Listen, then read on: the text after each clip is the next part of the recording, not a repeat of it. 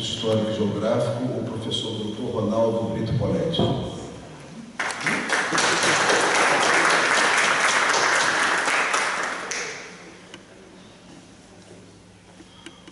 O secretário-geral do Instituto, o Dr. José Teodoro Menck.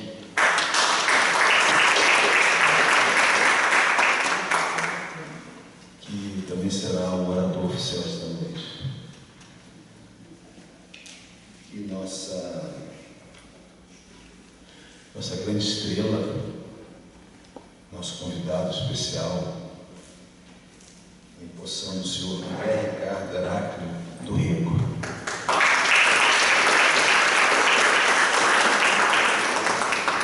Por favor, todos de pé para a execução do hino nacional.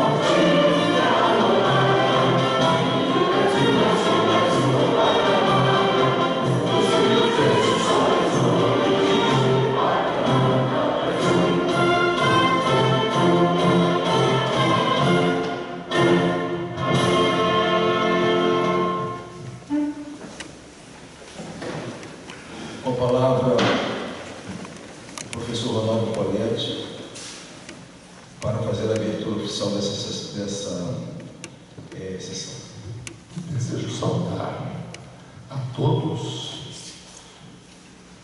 especialmente os ilustres visitantes, algumas pessoas que há muitos anos eu não encontrava e estou revendo hoje, para satisfação minha e honra do dia.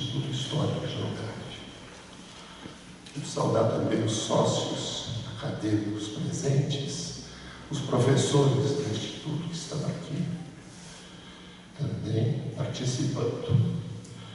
Antes de declarar aberta a sessão, eu gostaria apenas de dizer algumas palavras que me parecem pertinentes, não a respeito do significado do dia de hoje, da noite de hoje, que é a posse do André Ricardo Heráclito do Rego, que o professor Benck vai saudá-lo em nome do Instituto.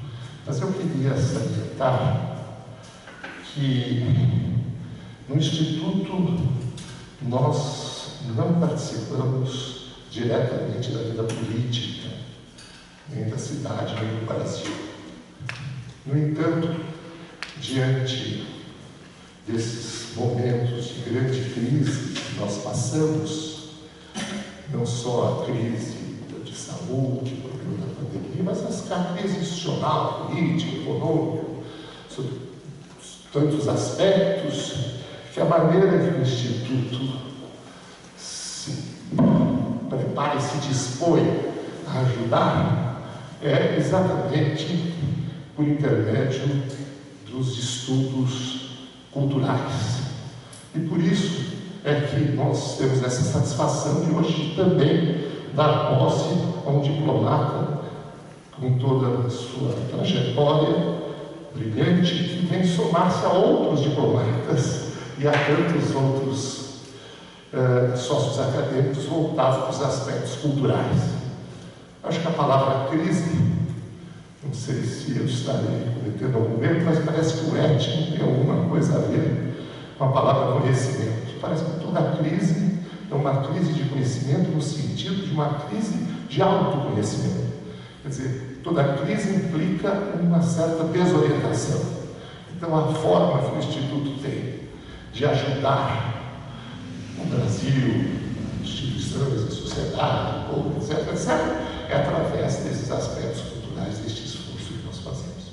Então, com essas palavras, eu declaro aberta a nossa sessão solene da posse do André Ricardo Heráclito do Rego.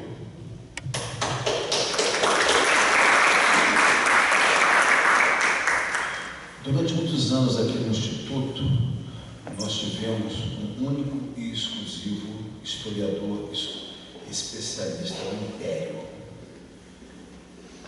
Agora, hoje, daqui a pouco, quando André Ricardo foi empossado, nós teremos dois. E foi justamente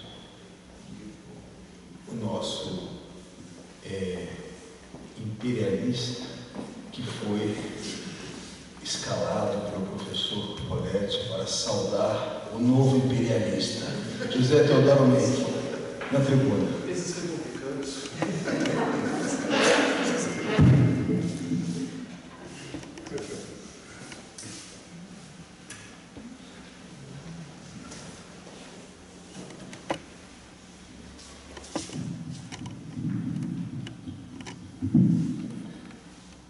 Ilustríssimo senhor presidente do Instituto Histórico e Geográfico do Distrito Federal, acadêmico professor Ronaldo Rebelo de Brito Poletti. Ilustríssimos senhores acadêmicos aqui presentes. Ilustríssimo senhor endossado ministro André Ricardo Heráclito do Rego. Minhas senhoras e meus senhores. Convocado para ocupar a cadeira de número 113, cujo patrono é o historiador e diplomata Manuel de Oliveira Lima, hoje se apresenta a esta casa o ministro André Ricardo Heráclito do Rego. André, me permita chamá-lo assim, é pernambucano do Recife, onde nasceu às 10 horas da manhã, no dia 30 de junho de 1968, no Real Hospital Português. Passou a infância e a adolescência dividido entre o Recife e as fazendas da família no agreste setentrional de Pernambuco, no sertão dos Cariris Velhos, e o litoral da Paraíba, onde veraneava na casa de praia do tio e padrinho em Cabedelo. Realizou seus estudos sempre na cidade de Recife, onde cursou durante 13 anos o Colégio Nóbrega dos Padres Jesuítas, situado nas dependências do antigo Palácio da Soledade, onde o bispo Dom Frei Vital Gonçalves de Oliveira, primo de uma de suas tataravós, em nome de sua fé e por obediência à Cátedra de São Pedro, se armou para enfrentar o aparelho estatal brasileiro, tornando-se, malgrado sua vontade pessoal, personagem central da tristemente célebre questão religiosa, na segunda metade dos 800. Em um oitão do Palácio de Soledade, encontra-se a Rua do Príncipe e logo a seguir a Avenida Oliveira Lima, em cujas cercanias fica a casa em que nasceu o grande historiador Manuel de Oliveira Lima, patrono da cadeira que, a partir de hoje, André Heráclito do Rego ocupará nesse nosso sodalício. Do Colégio Nóbrega, André saiu para a Faculdade de Direito no Recife, a casa de Tobias Barreto, o célebre sergipano, fundador da Escola de Recife. André não chegou a concluir seu curso de bacharelado em Direito, por ter passado no concurso de admissão à carreira diplomática em sua primeira e única tentativa. É o que dá de fazer concurso público por experiência. Tendo optado por seguir a carreira diplomática, André graduou-se no Instituto Rio Branco na turma de 1993, ocupando, atualmente, o cargo de ministro de segunda classe, tendo servido em Bonn, Berlim, Estocolmo, Lisboa e Assunção. Aproveitando a oportunidade que a carreira lhe ofereceu, André seguiu seus estudos, tornando-se mestre em estudos ibéricos e ibero-americanos pela Universidade de Paris X, na Inglaterra, em 2000, e doutor em estudos portugueses, brasileiros e da África lusófona, pela mesma universidade, em 2004. Em seguida, concluiu pós-doutorado em História Social pela Universidade Católica de Lisboa e pelo Instituto de Estudos Brasileiros. André é sócio das seguintes instituições: Instituto Arqueológico, Histórico e Geográfico de Pernambuco, um sócio efetivo; Instituto Histórico e Geográfico Paraibano, um sócio correspondente; Sociedade de Geografia de Lisboa, efetivo; e da Academia Paraibana de Letras, correspondente. Nas pesquisas de André Heráclito do Rego, tiveram em sua primeira fase como tema a família, o coronelismo, a imagem e representação dos sertões. Neste campo, são muitas suas publicações, dentre as quais podemos citar O Sertão e a Geografia, A Busca de Outros Sertões, Os Caminhos do Sertão, Visões do Sertão, o Interior das Terras no Brasil Colonial e na África Portuguesa, Os Sertões de João de Barros, Os Sertões e os Desertos, Família e Coronelismo no Brasil, Littérature et Pouvoir, l'image du colonel et de la famille dans la littérature brésilienne, Família e Pouvoir Regional do Brasil, Breviário do Coronel Francisco Heráclito do Rego, Memórias de um Amarelo Mofinho, Sim, Senhor Coronel, Os Sertões de Realidade Geográfica e Imagem Literária, e assim há uma série de textos que o nosso acadêmico produziu. Em uma segunda fase, e certamente em função da aproximação do bicentenário da independência, seus estudos se têm concentrado no resgate da obra do historiador e embaixador Manuel de Oliveira Lima. André tem se tornado cada vez mais especialista na obra de Manuel de Oliveira Lima. Nessa segunda fase, André publicou Oliveira Lima, O Descobrimento do Brasil e Outros Ensaios, Oliveira Lima e a Longa História da Independência, Oliveira Lima, um historiador das Américas.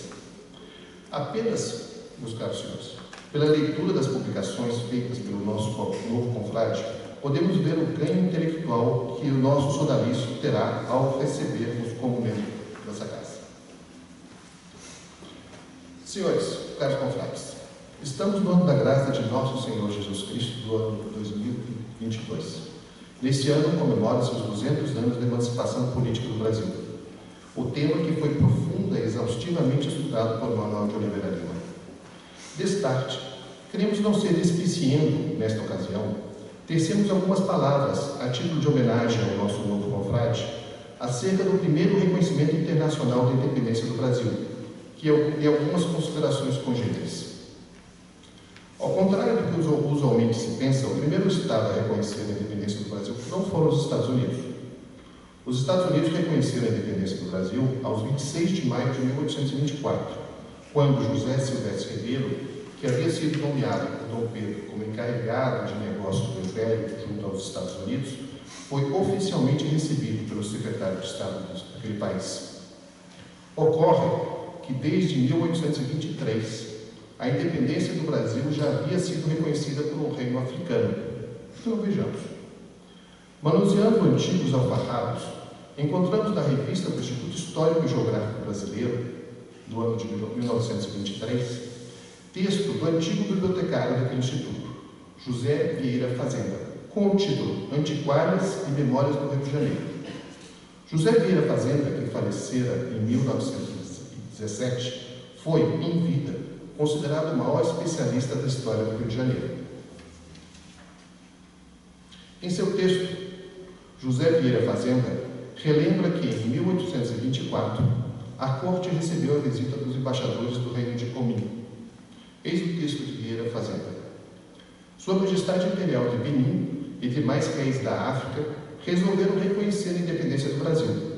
Por tal motivo, enviaram ao Rio de Janeiro uma embaixada, da qual era chefe Manuel Alves de Lima, cavalheiro da Ordem de Cristo, coronel da Corporação da Ilha de São Nicolau e secretário o tenente José Vicente de Santana. Ainda que Vieira Fazenda se refira a Benin, os embaixadores eram enviados do rei de Omin. Omin, ou Eiko, cidade-estado que originou a atual capital da Nigéria, cidade de Lagos, viu a quantidade de escravos embarcar em seus portos quadruplicar na virada do século XIX. Acabou se tornando um ponto preponderante de exportação de escravos, especialmente para a Bahia. O sistema de lagos existente na região da Europa da cidade fazia com que os escravos pudessem ser levados rapidamente a pontos de embarque desconhecidos de embarcações patrulheiras. Esta peculiaridade contribuiu para que o tráfico de escravos perdurasse em Omin. Foram necessários 2 ataques britânicos antes que Lagos fosse ocupada, mas o porto caiu em 1851, forçando a sua retirada do tráfico. Voltemos a 1824. O reino de Omin, que tinha contato com o Brasil de pelo menos desde 1770, estava ciente dos acontecimentos que por aqui aconteciam. Percebendo que se avizinhava uma modificação do relacionamento província-metrópole, Brasil-Portugal, enviaram uma embaixada ao Brasil, ainda no início de 1822. Essa missão diplomática, contudo, permaneceu retida em Salvador, conseguindo deslocar-se para o Rio de Janeiro apenas em 1824. Como a embaixada desembarcou em São Salvador da Bahia ainda em 1822 e somente seguiu viagem para o Rio de Janeiro em 1824, conclui-se que o estado de sítio imposto à cidade de Salvador pelas forças lusitanas do governador de Armas, General Madeira, entre meados de 1822 e a conclusão do primeiro semestre de 1823, não podem ser tidas como sendo a razão exclusiva da longa retenção da Embaixada da Bahia.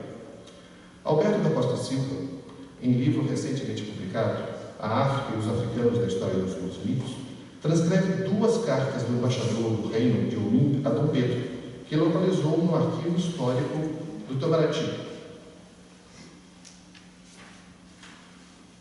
Ambas foram escritas de Salvador e lamentam a sorte da cidade sob a ocupação das tropas do general Madeira. Alberto da Costa Silva também declara em seu livro que Pierre Verrier identificou na Biblioteca Nacional outras missivas do mesmo embaixador, sempre dirigidas a Dom Pedro, já agora imperador, reclamando que não tinha, até aquele momento, conseguido autorização para viajar para o Rio de Janeiro. Em uma delas, além de revelar ter conversado privativamente com Dom João VI, em Lisboa, dá a entender que teria um recado pessoal deste para o Dom Pedro. Aos 20 de julho de 1824, depois de viajar na fragata imperial Mariana, a delegação de Omin foi finalmente recebida na corte de Dom Pedro I.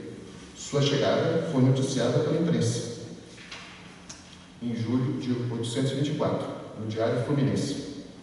Ocasião em que Manuel Alves Lima apresentou o reconhecimento da independência do Império em nome de Sua Majestade El Rei Ajan, bem como de outros soberanos do continente negro.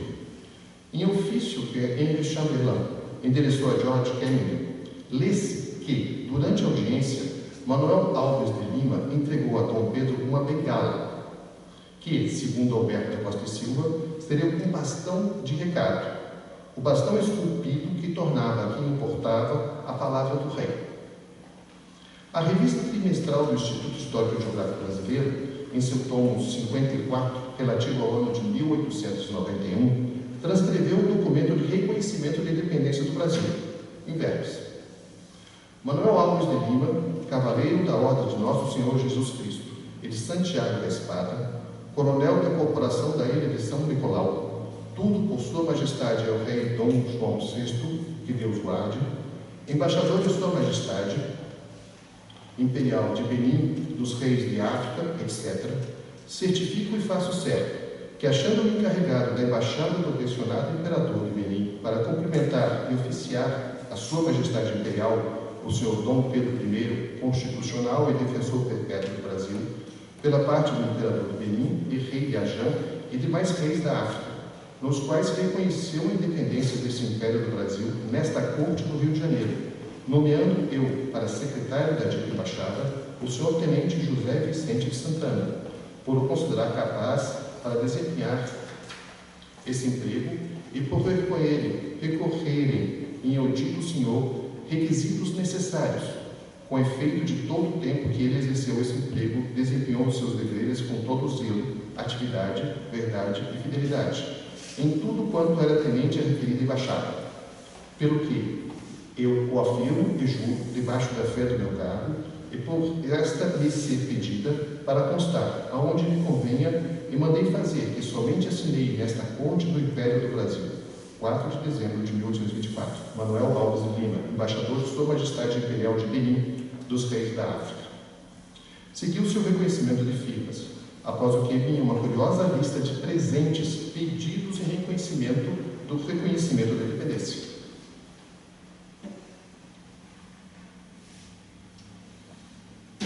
Encomendas que eu, Rei Ajã, fiz à Sua Majestade Imperial, o Sr. Dom Pedro I. Consta uma caixa de tampa curvada, guarnição rica o mais possível, que traga dentro 6 peças de damasco encarnado com ramos de ouro. E o que faltar para encher nesta caixa, venha cheio de corais, os mais grandes possíveis. Tamanho da caixa deve ser comprimento 3 palmos, largura 2 palmos e altura 2 palmos. Uma carruagem grande, de bom uso, 2 partos de artilharia, calibre 3, em todos os seus pertences.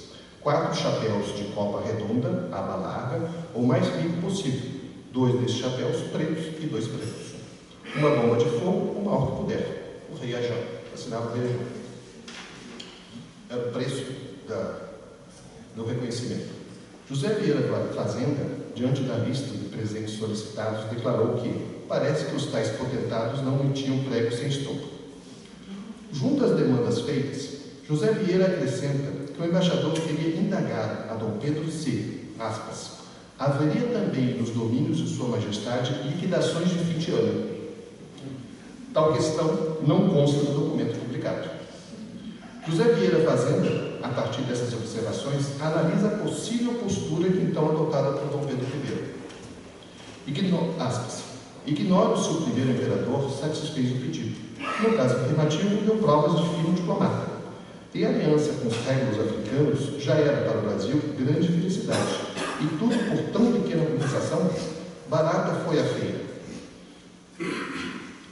Isto quanto, nas cortes europeias, o reconhecimento da nossa emancipação promovia tramóias e intrigas políticas. Tudo indica que Manuel Alves de Lima foi bem recebido, pois 6 dias depois de sua audiência, o ministro do Exterior comunicou-lhe, por escrito, que o Tesouro Público fora instruído a pagar-lhe diariamente R$1.600 para custear suas despesas na corte. Em curioso adendo, nosso cronista, José Vieira Fazenda, nos diz que a embaixada do rei Ajã de Benim não era a primeira enviada da África. Em 1750, o rei de Daomé enviara o embaixador e seu secretário à Bahia, o então vice-rei, Conde Otorria, recebeu-os muito bem, hospedou-os no colégio dos jesuítas, onde se fizeram as despesas do seu sustento a trato às custas da Fazenda Real. Vinham os mensageiros encarregados de dar as boas-vindas ao vice-rei e pedir a confirmação do comércio do resgate de escravos. Uma segunda embaixada africana para a Bahia teria vindo em 1795, enviada também pelo rei de Daomé. tendo, igualmente, sido galhardamente, a palavra usada nos documentos, recebida pelo governador Dom Fernando José de Portugal, futuro Marquês de Guiar.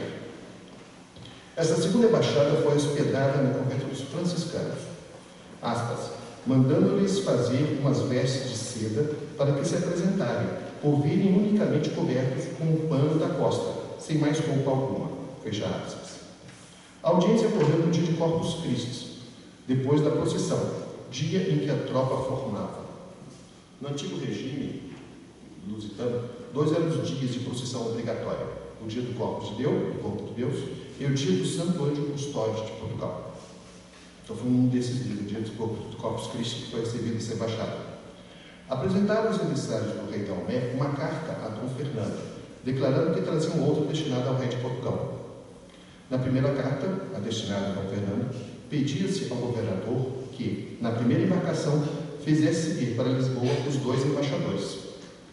O objetivo último da embaixada era conseguir que o comércio de resgate de escravos portugueses se fizesse a partir de então unicamente através do corpo de Aputar, localizado naquele reino. Queixava-se também a embaixada do peso dos roubos de tabaco, bem como do diretor do forte português São João Batista, localizado naquele porto de Aputar. Meses depois de Portugal, regressou à embaixada. Vinha desfalcada de um de seus membros, falecido na Europa. Por outro lado, acompanhavam o embaixador 2 padres, que haviam recebido ordem da rainha de ir catequizar o rei de Dalmé. Não foi fácil a Dom Fernando José de Portugal conseguir devolver à África o embaixador e a sua comitiva. Todos os proprietários e mestres de embarcações se excusavam, ora alegando falta de cômodos nos navios, ora representando contra o mau caráter do intérprete e do embaixador. Ademais, a rainha havia recomendado a Dom Fernando que ao embaixador proporcionasse todos os meios para se casar na Bahia. No entanto, dito embaixador era, de acordo com Dom Fernando, aspas, inimigo da monogamia, não queria uma, porém muitas mulheres, fecha aspas. O que causou em Dom Fernando pruridos religiosos e o impediu de cumprir as determinações de sua majestade. Meus caros confrades, fiz todas essas divagações históricas acerca da nossa independência e dos pródromos da nossa diplomacia, porque, na oportunidade que recebemos em nosso seio um confrade que está, paulatinamente, através do estudo da obra de um historiador diplomata, se especializando na história diplomática, me vem à mente algumas reflexões que José Honório Rodrigues nos apresentou no seu texto, Teoria da História do Brasil, que tem como subtítulo Introdução Metodológica. No capítulo 6 daquele livro, José Honório Rodrigues, que prelecionou no Instituto Rio Branco nos anos 1950, ao nos apresentar os diversos gêneros que a história possui, declara que a história diplomática, declarando que esse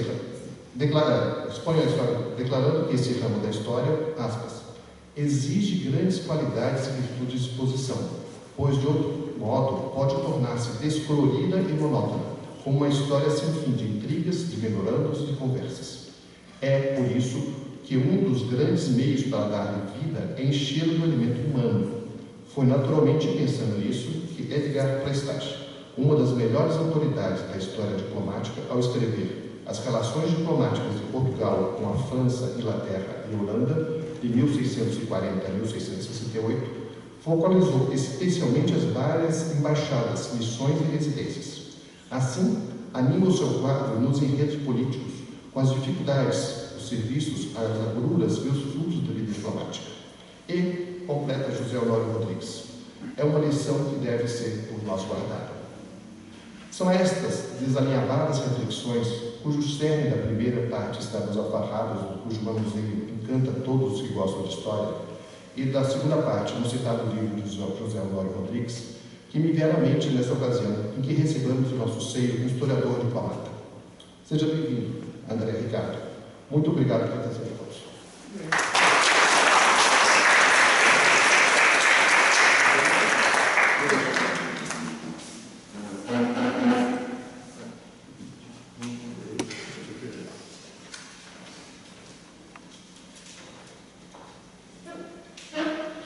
Agora eu convido ao púlpito André Ricardo Arábio do Rei.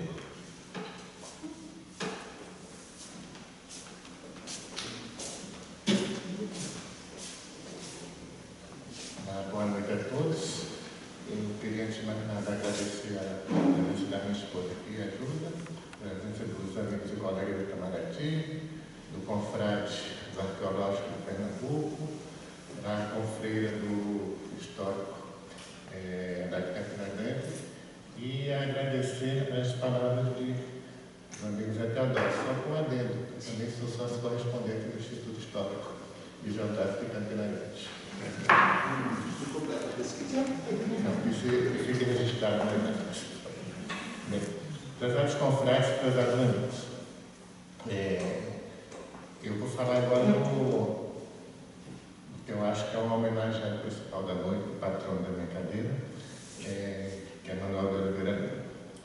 Há 94 anos, exatamente em 24 de março de 1928, falecia em Washington o diplomata e historiador Manuel de Oliveira Lima, patrono da cadeira do Instituto Histórico e Geográfico do Distrito Federal, de que tenho a honra de tomar posse no dia de hoje.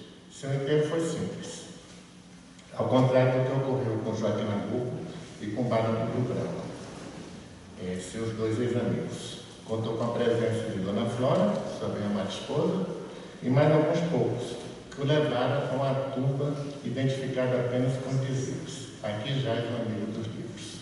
Mas seu legado nada fica a dever, pelo menos no campo historiográfico, aos seus dois ex-amigos.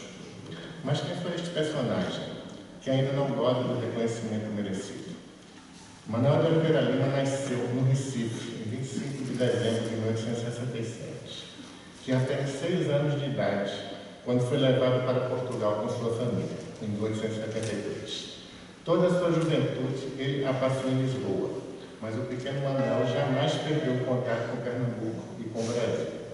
A residência dos Oliveira Lima, a Rua da Glória, número 23, neste sentido, era um verdadeiro relicário de brasilidade e, sobretudo, de pernambucanidade. Os objetos, as visitas, os sentimentos, a gastronomia, tudo era essencialmente brasileiro. Eles importavam milho do Brasil para fazer canjica, pamonha, etc., lá em Lisboa. Não é surpreendente, portanto, que ao mesmo tempo em que fazia seu curso preparatório, tenha editado um jornalzinho, o Correio do Brasil, no qual iniciou verdadeiramente seus estudos históricos, isso quando era adolescente, antes dos 20 anos, ao publicar documentos inéditos sobre a história do Brasil, recolhidos na Torre do Tombo. Nesse mesmo periódico, tratava de fatos da atualidade, como, por exemplo, a campanha abolicionista, da qual era partidário. E assim que datam desta época, mais precisamente de 1881, suas relações com Joaquim Nabuco. Envolvido por estas preocupações, temas e interesses brasileiros, mas sem abandonar o ambiente português, Oliveira Lima se inscreveu, em 14 de outubro de 1884, no curso superior de letras, do qual obteve, em 1888, o grau de doutor em filosofia e letras. Neste curso, ele foi aluno de grandes mestres portugueses do fim do século XIX, tais como Teófilo Braga, Conciliário Pedroso e Pinheiro Chagas, entre outros. Esse curso, oficialmente de letras, era, na verdade, multidisciplinar à banda época. Recebeu, por este modo, uma formação histórica e literária, da qual se beneficiou durante toda a sua trajetória intelectual.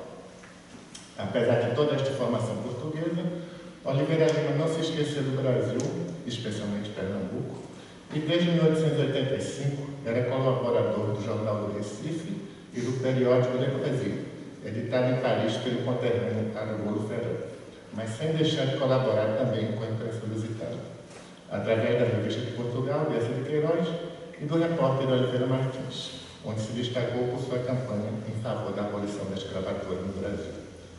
Do ano de 1890, data sua reaproximação definitiva com o Brasil e com Pernambuco. Volto a dizer, desculpa a importância,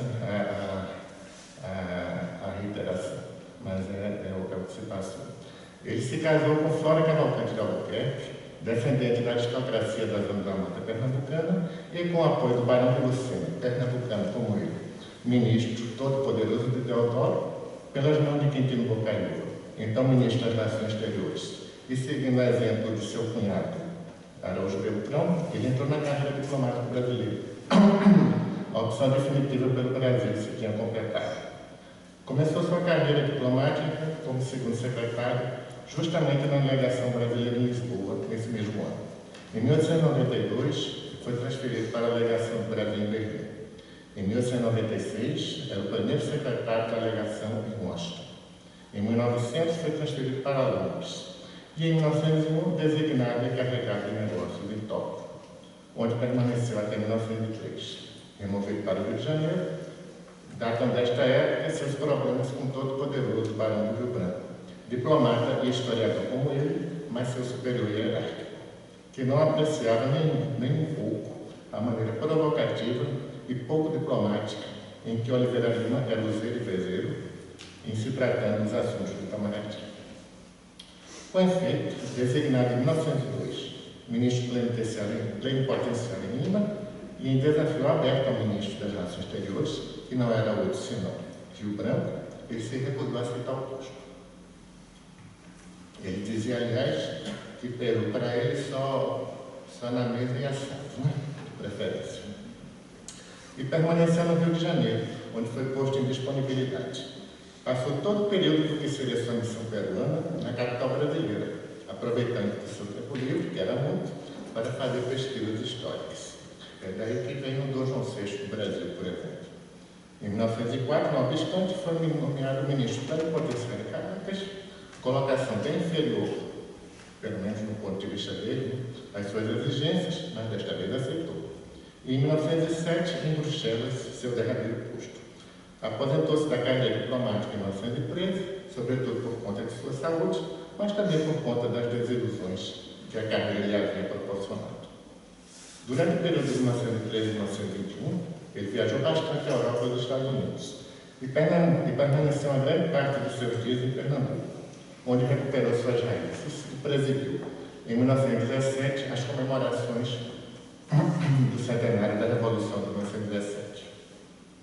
Em 1921, estabeleceu-se em Washington, cidade para cuja Universidade Católica ele havia doado sua imensa biblioteca, da qual se tornou o primeiro bibliotecário, e ali passou seus últimos anos de vida, ao lado da sua bem-amada Flora. Faleceu, como disse, em 24 de março de 1928, sendo enterrado no cemitério de Mount Olivet, em uma tumba em cuja lápide foi escrito apenas "Hic Jacet, amigos livro". Mas não é a diplomacia que se pode atribuir a maior parte, a quase totalidade da fama de Oliveira Lima e de sua contribuição para o Brasil, mas sobretudo a sua atuação como historiador, crítico literário e jornalista. Ele produziu livros, estudos e artigos de variados gêneros. Sua colaboração nos jornais e nas revistas abrangia os mais diversos temas. Polígrafo como era, a obra de Oliveira Lima é vasta e diversificada, tanto pelos temas tratados, pelos temas variados, quanto pelos diferentes formatos. Uma das características mais marcantes da sua obra é a que diz respeito às relações íntimas entre história e literatura, beneficiando-se dessa dupla formação no curso superior de letras. Ele atuava tanto como historiador quanto como crítico literário. Nesse contexto, o estilo do autor exerceu uma influência fundamental na sua obra. Sua grande franqueza de expressão, sua perfeita independência de espírito, sua faculdade pouco comum de observação, entre outros, lhe propiciaram um estilo que escapava aos padrões da solenidade acadêmica de sua época, sendo inovador em relação à linguagem da historiografia do século XIX. Eu comento que essa aproximação entre história e literatura, infelizmente hoje não é muito seguida pela maior parte dos historiadores, que infelizmente não sabem nem escrever. Ela foi valorizada há uns anos atrás por outro grande diplomata historiador, o embaixador Alberto da Costa Silva, se eu não me engano, quando ganhou o prêmio Camões, que disse que história é arte e história é literatura. Então tem que saber escrever bem, sem perder o rigor científico. Né? Esse estilo se caracterizava também por uma rara capacidade de síntese, que em livros como A Formação Histórica da Nacionalidade Brasileira possibilitava um resumo dos fatos da formação nacional do Brasil, mais rico dos traços essenciais dessa formação, e escrito de forma mais capaz de iniciar o brasileiro ou o estrangeiro no conhecimento do passado dos americanos, como diria Gilberto Freire. Oliveira Lima, por outro lado, se beneficiou de um acesso à documentação histórica que não era comum entre seus contemporâneos, em função de suas viagens e estados na Europa e nas Américas. Não bastava, entretanto, ter acesso a esta documentação. Era fundamental saber como consultá-la e como a utilizar com inteligência e bom senso, o que se chama hoje em dia de fazer a crítica documental, os documentos não sendo jamais completamente neutros ou não sendo mesmo nem um pouco neutros. Deve-se, enfim, saber como transformar todo esse material informe em um relato coerente, elegante, pedagógico e, se possível, agradável.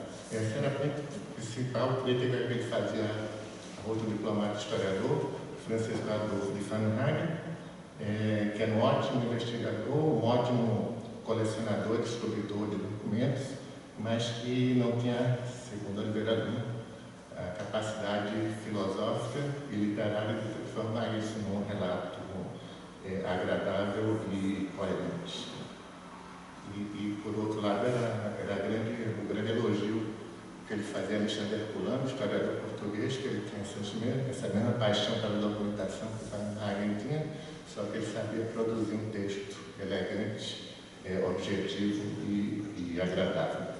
E por outro lado, a crítica ele fazia outra história do português, Oliveira Martins, era que ele sabia escrever muito bem, mas que pegava pela paixão, pela falta de documentos. Oliveira Lima possuía todos esses atributos da sociedade, e a eles ajuntava a capacidade de pressentir e descobrir novas fontes históricas, condição que compartilhava com outros grandes historiadores, como Capistrano de Abreu. É o caso do uso pioneiro da literatura de ficção como fonte, o que está perfeitamente de acordo com seus interesses e com suas preferências estilísticas. Mas ele não se satisfez jamais com o estudo do aspecto meramente factual da história. Privilegiou sempre uma abordagem multidisciplinar dos acontecimentos. Para tanto, se utilizava das ciências então ditas auxiliares, como a sociologia, a antropologia, a economia, a arqueologia e mesmo a psicologia, o que justifica sua classificação, feita por Gilberto Freire e outros, de historiador-sociólogo.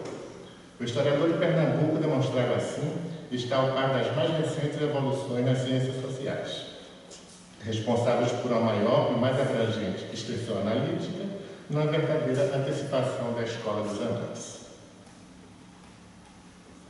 Ele foi também um introdutor dos elementos econômicos e sociais como fatores da interpretação histórica. Estas especificidades, que caracterizavam toda a sua obra, adquirem um relevo especial na sua obra-prima, Dom João VI no Brasil, um excelente e magistral panorama do Brasil nos começos do século XIX, no qual informações sociológicas, apreciações econômicas, cenas de costumes, aspectos da vida de família, tudo se soma para o realce desse quadro, que iria constituir uma obra clássica na historiografia brasileira. Para Oliveira Lima, e aqui eu volto ao seu estilo, a escrita da história seria, como para Oliveira Martins, uma associação entre ciência e arte. Esta compreensão, que aproxima a escrita da história da uma obra de ficção, mas sem perder nunca o rigor científico nem a parte documental, lhe permitia também considerar os romances como fonte legítima do historiador. Trata-se nada mais, nada menos, de estudar a história da vida cotidiana, a história da vida privada, disciplina tão na moda na atualidade. Oliveira Lima foi um dos precursores também da utilização da obra dos viajantes estrangeiros no Brasil, sobretudo da primeira metade do século XIX, como fonte historiográfica. Maria Graham, Ptolemy, John Naui, Lothar Spixemath, Leschweger, Harry Potter, Saint-Hilaire, Debré, entre outros, os quais lhe proporcionaram uma visão da vida cotidiana naquela época,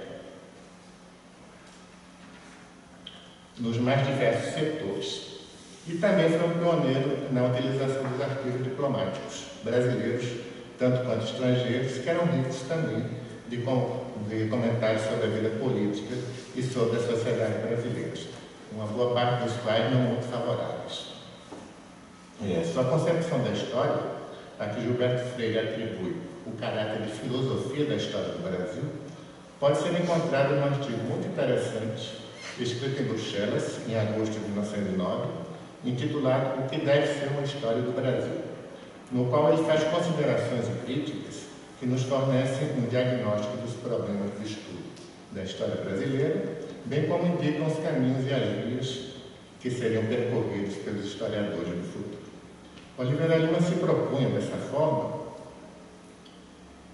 a alcançar uma visão integradora da história, a qual não comportasse somente o brilho, por meio das glórias militares, das guerras e dos acontecimentos políticos, mas também a história do povo, seu ambiente moral, as relações de dependência, enfim, a história geográfica da conquista do sertão e a crônica íntima das relações entre portugueses de Portugal e portugueses do Brasil, ou seja, a história social. Essa visão integradora da história se reflete também na competência com a qual ele fez estudos de história comparada, beneficiando-se de seu invejável conhecimento da história lusitana, mesmo após a independência do Brasil, e da história dos países hispano-americanos, e por consequência da Espanha e dos Estados Unidos. Devemos ao Dom Quixote Gordo, apelido carinhoso a ele por Gilberto Freire, o que o historiador Carlos Guilherme Mota denomina a conformação e a significação das matrizes histórico-culturais que definiram a própria existência do Brasil como nação e do brasileiro como povo. Essas matrizes, continua Mota, o historiador pernambucano as explicitou e elas permanecem nas formas de pensamento, nas ideias de Brasil que se prolongaram durante o século XX. Essas palavras transformam, estas palavras de Carlos Guilherme Mota, essas palavras transformam o diplomático historiador pernambucano quase que em precursor de uma época, verdadeiro arauto dos nossos tempos, e dizem bem da herência e do legado que o historiador deixou. Ele seria a síntese do longo século XIX brasileiro no que havia de melhor, um século que foi o responsável pela construção do Estado Imperial. Ele seria também o precursor de Gilberto Freire. É assim que Oliveira Lima é o ponto de partida da historiografia brasileira mais influente do século XX. Seu legado deve ser reavaliado, e nesta reavaliação deve-se destacar o caráter interpretativo de sua obra, a qual, ademais de se caracterizar pela mestria incontestável da informação documental, que fundamentava sua interpretação histórica, destaca-se pela capacidade de dar sentido às coisas e de se aperceber da potência explicativa dos contextos históricos internacionais para a história nacional. Carlos Guilherme Mota fez um bom resumo da sua trajetória e da influência de seu legado, com a qual eu me permito concluir. Diz ele: Oliveira Lima não viveu muito, mas viveu bastante para perceber o quanto realizou de grande, na acepção mais profunda dessa expressão, pois quando faleceu em 1928, sua obra já o qualificava como o principal historiador da formação da nacionalidade brasileira. Oliveira Lima ficará em nossa historiografia como o maior historiador da independência, o tema fundante de nossa existência coletiva. Quando o Brasil, pela primeira vez, lutou por sua identidade, sua diferença e sua autonomia.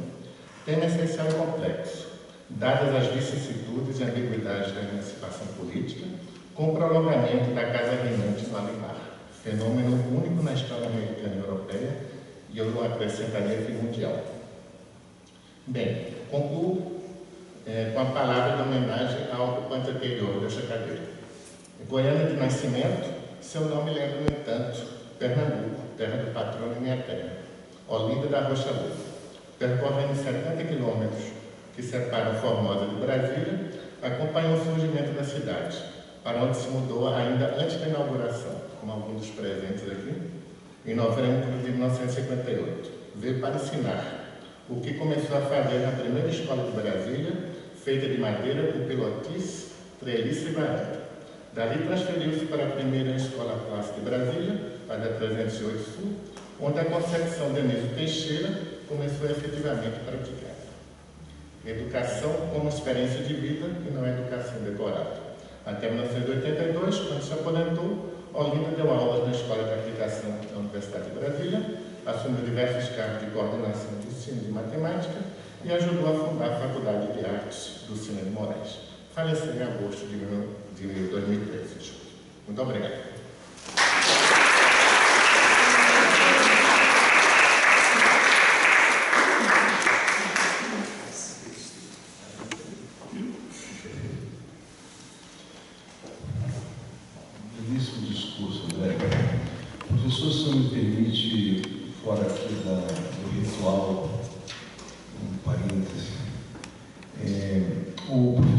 Poletti está criando, está instaurando aqui a ideia da gente fazer as tardes, a ideia do café literário, que seria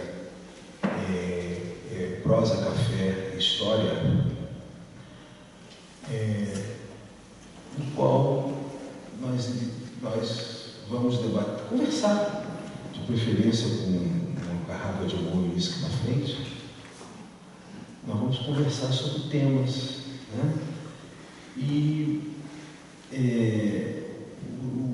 a sua explanação sobre o Oliveira Lima me fascinou em especial, porque eu sou estudioso, pelo menos, da obra do filósofo alemão Walter Benjamin.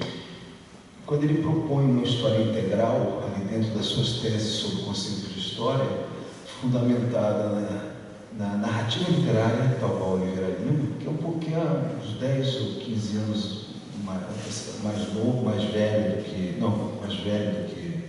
Benjamin, né? Rejeita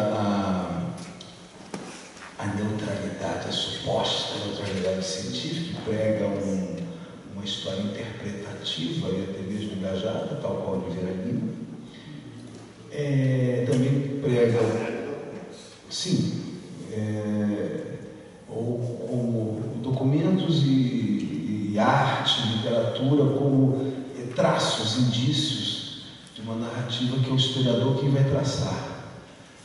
E também um protagonismo dos pequenos, dos anônimos, aquilo também. Enfim, a ideia, estou aqui lançando, né, na frente do professor Poletti, de improviso, é que uma dessas, o professor Antônio Flávio Testa, que está coordenando essa nova iniciativa, é que a gente propõe ao professor Testa, e sob o aval do professor Poletti, um colóquio sobre os conceitos de história de Benjamin com Oliveira Lima. E nós dois vamos, e todos já estão previamente convidados. Eu prefiro Vinho. Aí você, o nosso presidente prefere o uísque, a gente segue, a gente rola os dois, né?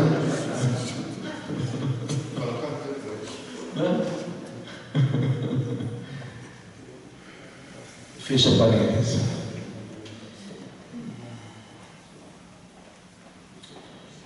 Bom, chegamos ao momento magno, máximo dessa cerimônia, no qual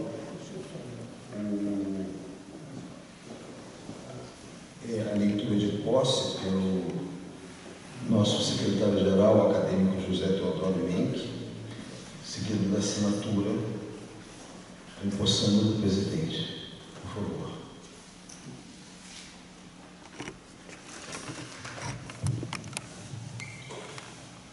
Em sessão magna realizada no dia 24 de março de 2022, às 19 horas, tomou posse como sócio acadêmico do Instituto Histórico e Geográfico do Distrito Federal o senhor André Ricardo Heráclito do Rego, que ocupará a cadeira de número 113, que tem como patrono Oliveira Lima. Lavrou-se o presente ato que vai assinado pelo presidente do Instituto Histórico e Geográfico do Distrito Federal, por mim, secretário-geral, e pelo empossando. Brasília, 24 de março de 2022.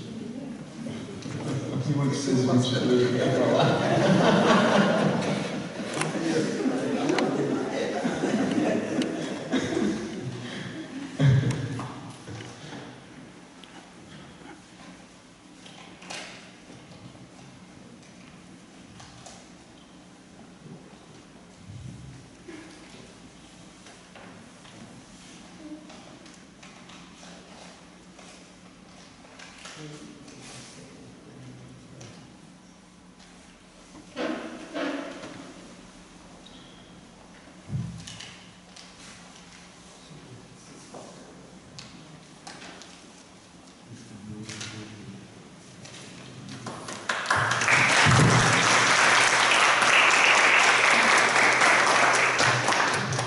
Convido o professor doutor André Ricardo Heráclito do Rego a vir fazer o juramento de posse.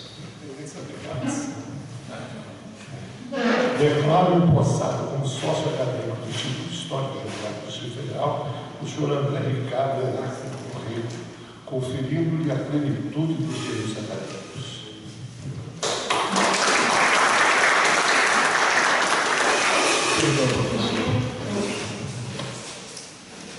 Prometo trabalhar pela grandeza do Instituto Histórico e Geográfico do Distrito Federal, cooperando para o aprimoramento de suas finalidades.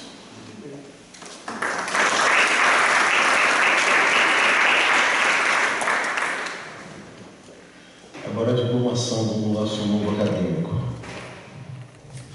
Eu pedi ao nosso sócio acadêmico, o embaixador Paulo Alberto da Costa, que me auxiliasse, me ajudasse e entregar o diploma ao nosso povo.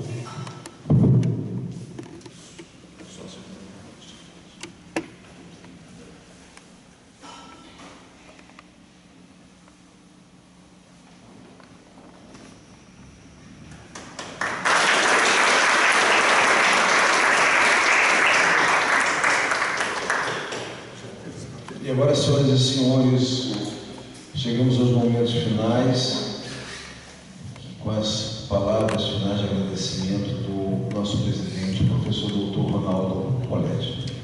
Foi uma noite magnífica e eu sempre costumo exaltar a presença dos pernambucanos aqui em Brasília. Hoje, com a presença da Miriam e do João Mourinho, não sei se mais uma vez são a maioria aqui entre nós. Agradeço a presença de todos e declaro encerrada a sessão.